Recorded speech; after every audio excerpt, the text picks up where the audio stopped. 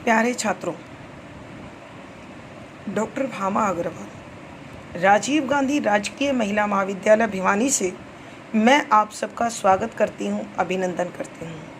आज हम संत कबीर द्वारा लिखे इस दोहे की व्याख्या करेंगे।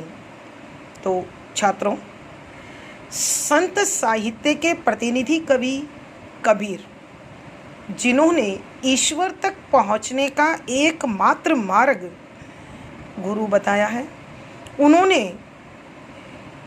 गुरु को अंग नामक शीर्षक के अंतर्गत इस साखी की रचना की है। इस साखी में उन्होंने ईश्वर को गुरु के अधीन बताया है। अर्थात कहने का अभिप्राय है कि गुरु के द्वारा की गई कृपा और उसके मार्गदर्शन के कारण ही हमें ईश्वर की प्राप्ति होती है। और जब ईश्वर की प्राप्ति हो जाती है तो कबीर के समक्ष ईश्वर और गुरु दोनों खड़े हैं। ऐसी स्थिति में कबीर कश्मकश में है, उलझन में है, असमंजस में है कि मैं किसे पहले प्रणाम करूं। तब वो मन ही मन विचार करते हुए कहते हैं, गुरु गोविंद दोऊ खड़े, अर्थात मेरे सामने गुरुदेव भी हैं और ईश्वर भी हैं। दोनों समक्ष हैं। काके लागू पाए कि अब मैं किसके चरण स्पर्श पहले करूं, किसको पहले नमस्कार करूं, किसके चरणों में पहले नतमस्तक हूं। अंततः उनकी आत्मा उन्हें कहती है, बलिहारी गुरु आपनो, कि मैं तो पहले गुरु के ही चरणों में समर्पित होता हूं, क्योंकि इन्हीं गुरु चरणों की कृपा, यही गुरु के द्वारा दिखाया गया मार्ग ही मुझे ईश्वर से मिला पाया है। अर्थात ईश्वर मुझे तब तक प्राप्त नहीं हो सकते थे जब तक मुझ पर गुरु की कृपा नहीं होती। अतः जब मुझे ईश्वर मिल ही गए हैं तो मैं पहले गुरु को ही स्थान दूं, क्योंकि जब तक गुरु की कृपा, गुरु की दया, गुरु की अनुकंपा, गुरु का अनुग्रह मुझ पर बना रहेगा, तब तक ईश्वर भी मेरी पकड़ में रहेंगे, मेरी पहुंच में रहेंगे और मैं इस सांसारिक चक्र से मुक्त होकर मोक्ष को प्राप्त कर लूँगा। कहने का अभिप्राय यह है कि मनुष्य को गुरु के चरणों में पूर्ण रूप से समर्पित होना चाहिए। उसके किसी कार्य पर, उसके किसी व्यवहार पर कभी भी कोई संदेह नहीं करना चाहिए। अब छात्रों, ये तो था इस साखी का भाव सौंदर्य, कल्पना सौंदर्य, अर्थात अर्थ। अब जब कोई भी तत्व, कोई भी वस्तु, कोई भी जीव हमारे समक्ष होता है, हम उसका मूल्यांकन दो प्रकार से करते हैं, एक आंतरिक मूल्यांकन, एक बाह्य मूल्यांकन। अब इस साखी का आंतरिक अर्थ तो हम निकाल चुके हैं, अब हम इसके बाह्य अर्थ को समझते हुए बात कर रहे हैं कि कवि हमारे साथ जो संपर्क स्थापित कर रहे हैं वो संपर्क भाषिक है। और भाषा किस प्रकार की है? हम जानते हैं कि हिंदी मूल रूप से संस्कृत के द्वारा उत्पन्न हुई है, तो उसमें संस्कृत के शब्दों की प्रचुरता होनी स्वाभाविक है।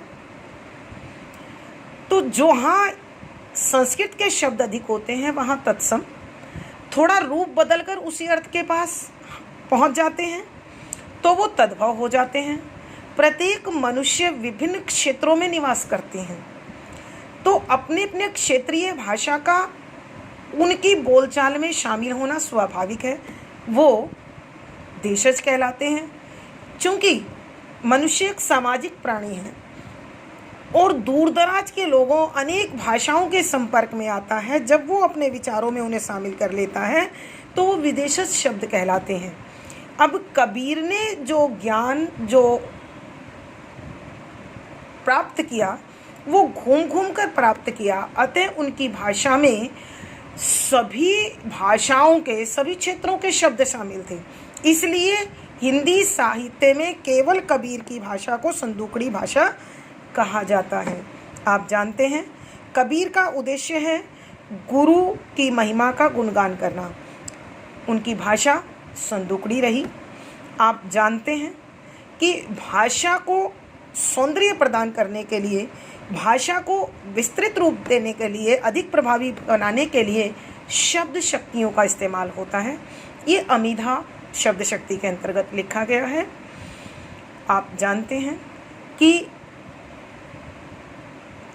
हम कोई भी कार्य करें उससे एक विशेष प्रकार का आनंद उत्पन्न होता है, और इस आनंद को साहित्य में रस की संज्ञा दी गई है, क्योंकि कबीर यहाँ गुरु की भक्ति कर रहे हैं, ईश्वर की भक्ति कर रहे हैं, तो हम इसे भक्ति रस के अंतर्गत डालेंगे।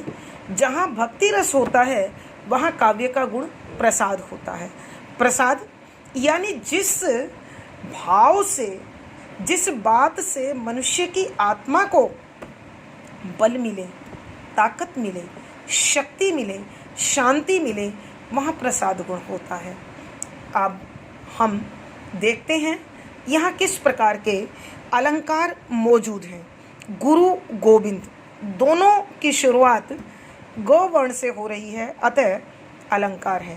काके लागू पाए कि किसके चरणों में समर्पित हों, किसके यानी प्रश्न है, प्रश्न अलंकार है। और इसके अतिरिक्त संदेश अलंकार है। हम कोई भी दो प्रमुख अलंकारों के साथ अन्य का वर्णन कर सकते हैं। आप देखिए, साखी कबीर की ही दोहों को कहा जाता है, और दोहा एक विशेष पद्धति के अनुसार चलता है, छंद में चलता है, इसलिए यहाँ दोहा छंद का इस्तेमाल होने के कारण ये शैली है। धन्यवाद छात्रों, आपका दिन शुभ रहे।